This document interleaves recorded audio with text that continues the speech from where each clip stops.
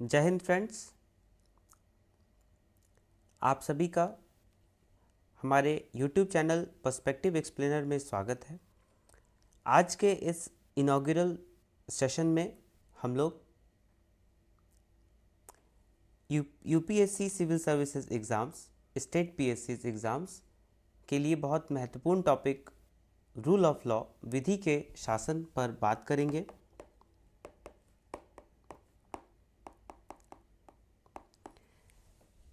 आगे चलकर हम लोग अपने ऑनलाइन और ऑफलाइन मीडिया के माध्यम से UPSC, CGPSC, SSC, banking, common university entrance test, railway exams की तैयारी के लिए कॉम्प्रिहेंसिव कोर्सेज लॉन्च करेंगे। आज के इस सत्र में हमने टॉपिक चुना है rule of law. CGPSC exam के पॉलिटी और पब्लिक एडमिनिस्ट्रेशन के टॉपिक में ये बहुत ही महत्वपूर्ण टॉपिक है, विधि का शासन। तो आइए इस पर हम लोग चर्चा शुरू करते हैं। विधि का शासन, ये जो एक्सप्रेशन है वो फ्रेंच प्रिंसिपल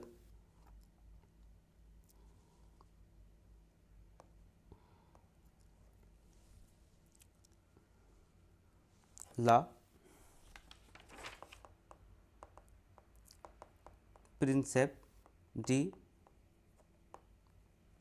लीगलाइट से लिया गया है, जिसका अर्थ होता है principle of legality, which refers to a government based on the principle of law and not of men।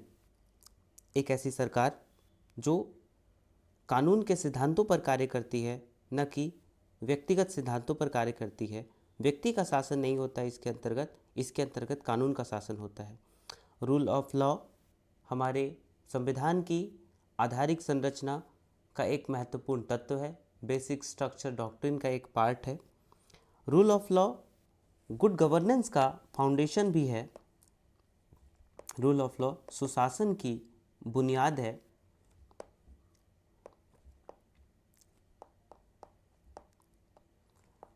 हमारे देश में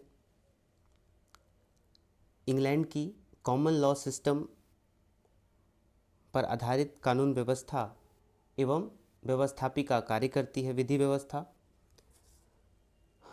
रूल ऑफ लॉ के एक्सप्रेशन में जो लॉ शब्द है ये बड़ा ही महत्वपूर्ण शब्द है, और लॉ का अर्थ हम लोग अभी जानेंगे कि लॉ क्या होता है। Law denotes different kinds of rules and behaviour. Law विभिन्न प्रकार के कानून एवं व्यवहार होते हैं। Law is an instrument to regulate human conduct and behaviour. मनुष्य के आचरण एवं व्यवहार को नियंत्रित करने का एक साधन के रूप में लॉ कार्य करता है। समाज के लिए कानून का मतलब न्याय, नैतिकता, तर्क, व्यवस्था एवं सत्य निष्ठा होती है। यही अगर व्यवस्थापिका के दृष्टिकोण से देखा जाए तो लॉ का अर्थ statute, acts, rules, regulations, orders और ऑर्डिनेंसेस होते हैं। लॉ बहुत ही ब्रॉड टर्म है, एक व्यापक शब्द है। विधि जिसका विभिन्न स्थानों पर अलग अलग समय काल में, अलग अलग समाज में अर्थ भी अलग अलग होता है। हिंदू धर्म के अनुसार, हिंदू धर्म परंपरा जीवन पद्धति के अनुसार लॉ का अर्थ होता है धर्म या रीत। इस्लाम में लॉ को हुकुम बोलते हैं। यही फ्रेंच वर्ड जो लॉ के साथ कोइंसाइड करता है उसको ड्रॉइट बोलते हैं। तो अरबिक में इसी को अल कानून बोलते हैं। ये जो एक्सप्रेशन है rule of law, this explains a state of affairs in which everything must be done in accordance with the law. ये एक्सप्रेशन रूल ऑफ लॉ ये कहता है कि कोई भी कार्य, किसी भी प्रकार के जो सरकारी मामले होते हैं वे सरकारी मामले विधि सम्मत संपन्न किए जाने चाहिए। मूल रूप से विधि का शासन यह बताने का प्रयास करता है कि व्यक्ति के गरिमा और उसकी स्वतंत्रता की रक्षा के लिए उसे बहुत सारे सेफगार्ड्स दिए हुए हैं, और सरकार के आर्बिट्रेरीनेस, सरकार के मनमानेपन को रोकने के लिए उन पर चेक्स और बैलेंस रखा गया है कानून का। विधि के शासन का हम जो प्रमाण है वो हमारे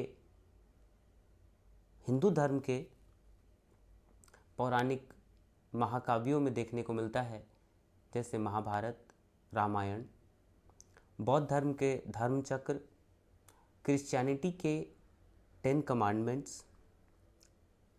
ऐसे जगहों पर इसके चिन्ह और प्रमाण प्राप्त होते हैं।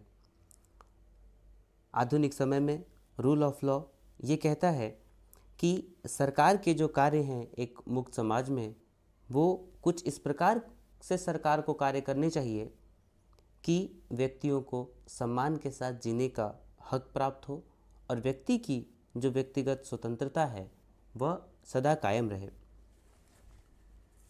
आगे बढ़ते हैं और विधि के शासन के बारे में समझने का प्रयास करते हैं कि विधि का शासन वास्तव में है क्या और हम इसे किस प्रकार से एग्ज़ाम्स में लिख सकते हैं और इसके कॉन्सेप्ट्स और नुआंसेस को बेहतर तरीके से समझ सकते हैं। विधि का शासन एक कॉन्सेप्ट को इम्बॉडी करता है कि it embodies the supremacy of law. यहाँ पर कानून की सर्वोच्चता की बात की जाती है, कानून श्रेष्ठ होता है। Rule of law is a basic and fundamental necessity for a disciplined and organized society। ये रूल ऑफ लॉ में एक यह बात है कि एग्जीक्यूटिव को, कार्यपालिका को अपने कार्य और नियमों का क्रियान्वयन कुछ इस तरह से करना चाहिए जो विधि के अनुसार हो, कानून के अनुसार हो, अपने डिक्री, रॉयल ऑर्डर, अपने विम्स और फैंसी के अनुसार नहीं। आज भी कॉमन लॉ सिस्टम के कार्डिनल प्रिंसिपल में से एक है विधि का शासन। विधि के शासन का कॉन्सेप्ट ये कहता है कि state is governed by the law and not by the ruler or nominated representative of the people. Rule of law requires that people should be governed by the accepted rules rather than by the arbitrary decision of rulers. The rules should be general and abstract. The rules should be non and certain, and rules must apply equally to all individuals. हमारे यहाँ constitutionalism है, जिसका अर्थ होता है हिंदी में सामान्य अर्थ संविधानवाद। संविधानवाद से हमारा अभिप्राय है कि संविधान सभी के शक्तियों पर वाजिब अंकुश लगाता है, लिमिटेड गवर्नमेंट, सीमित सरकार की स्थापना करता है। कॉन्स्टिट्यूशनलिज्म के अंतर्गत सरकार की शक्तियों को कुछ इस तरह से बांटा जाता है कि कानून एक संस्था के द्वारा निर्मित किए जाएंगे, कानूनों का एडमिनिस्ट्रेशन या उनका जो क्रियान्वयन है दूसरी संस्था करेगी, एवं कानून ऑब्जेक्टिव तरीके से, वस्तुनिष्ठ तरीके से कानूनों का प्रशासन चले, उसको सुनिश्चित करने के लिए स्वतंत्र न्यायपालिका बनाई गई है। रूल ऑफ लॉ एक फंडामेंटल आइडियाज से बना हुआ, एक मूलभूत सिद्धांतों से बना हुआ एक ऐसा कड़ी है जिसमें न्यायपालिका की स्वतंत्रता, पारदर्शिता, नियतता, जवाबदेहिता, न्याय और निष्पक्षता इसमें समाहित हैं। फर्स्ट पॉइंट देखते हैं रूल ऑफ लॉ के अंतर्गत कि रूल ऑफ लॉ किसी भी लोकतंत्र का फाउंडेशन है। रूल ऑफ लॉ का अर्थ होता है कि लीगल स्पिरिट की, यानी कानून की भावना की प्रधानता होती है देश के प्रशासन के अंतर्गत। रूल ऑफ लॉ का जो मॉडर्न कॉन्सेप्ट है उसको एनंसिएट किया, प्रोपाउंड किया famous English constitutional commentator Albert Venn dicey, जिनकी तस्वीर यहाँ आप देख पा रहे हैं। हमारे संविधान में भी रूल ऑफ लॉ का कॉन्सेप्ट इम्बॉडीड है और समान न्याय का। हमारे संविधान में इक्वालिटी एक सबसे महत्वपूर्ण, समता एक सबसे महत्वपूर्ण टेनेट है। जैसा कि हम जानते हैं कि संविधान fundamental law of the land होता है और सभी कानूनों की मदर मानी जाती है। इसीलिए कोई भी कानून, कोई भी रीति नीतियाँ संविधान के कानूनों का कभी उल्लंघन ना करते हों। रूल ऑफ लॉ के प्रिंसिपल को गवर्न करने वाले रूल ऑफ लॉ को गवर्न करने वाले 3 प्रिंसिपल्स हैं: सुप्रीमेसी ऑफ लॉ, कानून की सर्वोच्चता, विधि के समक्ष समानता और कानून की भावना की प्रधानता। रूल ऑफ लॉ प्राकृतिक न्याय के सिद्धांत के अनुरूप रहता है और प्राकृतिक न्याय का जो सिद्धांत है पीएनजे, वो 3 बातों पर विशेष रूप से ध्यान देता है।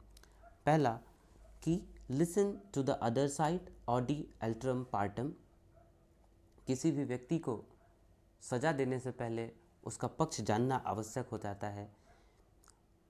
दूसरा कि no one should be a जज इन हिज ऑन केस, कोई भी व्यक्ति अपने ही मामलों में निर्णय करने वाला नहीं होना चाहिए। और तीसरा कि किसी भी निर्णय से पर पहुंचने से पहले एक तर्कसंगत निर्णय दिया जाना बहुत आवश्यक है। सिंगुलर टर्म में जब आर्टिकल 14 के अंतर्गत इक्वालिटी बिफोर लॉ बताई गई है, तो इक्वालिटी बिफोर लॉ हमारे इंग्लैंड के कॉमन लॉ सिस्टम से लिया गया है। संविधान के आर्टिकल 14 का पहला एक्सप्रेशन है इक्वालिटी बिफोर लॉ और दूसरा एक्सप्रेशन है equal protection of laws. Equality before law से अल्बर्ट वेन डाइसी का अभिप्राय था कि रूल ऑफ लॉ वो प्रिंसिपल है कि जिसके अंतर्गत कानून सर्वोच्च होता है, कानून से ऊपर कोई नहीं होता, and there should be an equal subjection of law. Law does not discriminate between the people and among the people. Law applies to everybody equally and there is an absolute supremacy of law as opposed to the arbitrary rule of the government. There is one system of law and one system of courts for all. कानून की व्यवस्था और न्यायपालिका की व्यवस्था एकीकृत और स्वतंत्र न्यायपालिका भारत में बनाई गई है। इस विधि के शासन के अंतर्गत कोई भी व्यक्ति, चाहे वो कितना भी ऊंचा व्यक्ति हो, देश का प्रधानमंत्री या कोई आम व्यक्ति, कोई भी व्यक्ति कानून के अंतर्गत किसी प्रकार के विशेषाधिकारों का दावा या मांग नहीं कर सकता। हर व्यक्ति कानून की निगाह में समान होता है। कुछ विद्वानों के अनुसार रूल ऑफ लॉ के, विधि के शासन के कुछ इसेंशियल लक्षण हैं, जैसे सुप्रीमेसी ऑफ लॉ, विधि की सर्वोच्चता, restrictions on the exercise of arbitrary power, मनमाने शक्तियों के उपयोग पर अंकुश, जुडिशियल प्रेसिडेंट का सिद्धांत, यानी कि प्रेसिडेंट, कानून की भाषा में प्रेसिडेंट को इस्टेब्लिश्ड ट्रेडिशंस बोलते हैं, एक स्वतंत्र न्यायपालिका और सभी प्रकार के कानूनों का एक अंतर्निहित नैतिक आधार यानी principle of natural justice. Rule of law का जो जेनेसिस है वो इंग्लैंड के 1215 में आए मैग्ना कार्टा से देखा जा सकता है और यहाँ डाइसी ने रूल ऑफ लॉ के अंतर्गत 4 मुख्य फीचर्स या विशेषताएं बताई है। पहला कि कोई किसी भी व्यक्ति को बिना कानून का उल्लंघन किए दंडित नहीं किया जाना चाहिए। कानून सभी व्यक्तियों पर समान रूप से लगाया जाना चाहिए, यानी all laws must be applied on everybody equally, there must be an equal subjection of law। अगर जब भी कभी किसी कानून को तोड़ा जाता है, नियम को तोड़ा जाता है, तो दंड अवश्य दिया जाना चाहिए। जिस व्यक्ति ने गलत किया हो उस तक दंड पहुंचना चाहिए। दूसरा कि व्यक्ति के अधिकारों और उनके जो अधिकार के साथ साथ उनकी जो लिबर्टीज़ है, उनकी जो स्वतंत्रता है, उसको हमेशा अक्षुण्ण बनाए रखा जाए। इक्वालिटी बिफोर लॉ यानी article 14 of the Indian constitution legal equality या ज्यूरिडिक इक्वालिटी की बात करता है, यानी कि विधि के समक्ष समानता या समता की बात करता है। रूल ऑफ लॉ का कहीं भी भारत के संविधान में स्पष्ट रूप से डेफिनेशन नहीं है और रूल ऑफ लॉ भारत के संविधान में इम्प्लिसिट रूप से आर्टिकल 14 के अंतर्गत लिखा हुआ है।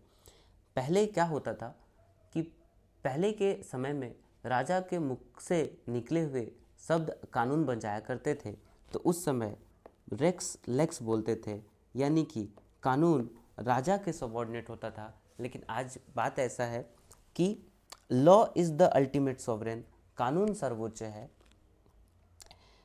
बाकी जो सरकारें हैं वो कानून के अधीन काम करती है।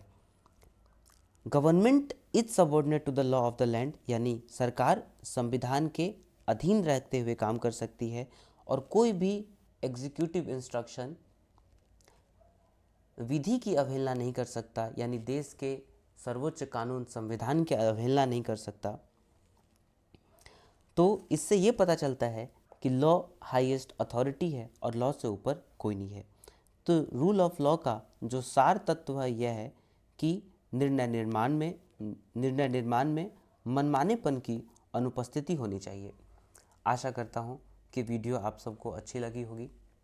आगे हम इसी तरह के इम्पोर्टेंट टॉपिक पर आपके लिए वीडियो लाते रहेंगे। Thanks for joining, stay tuned with us. Thank you.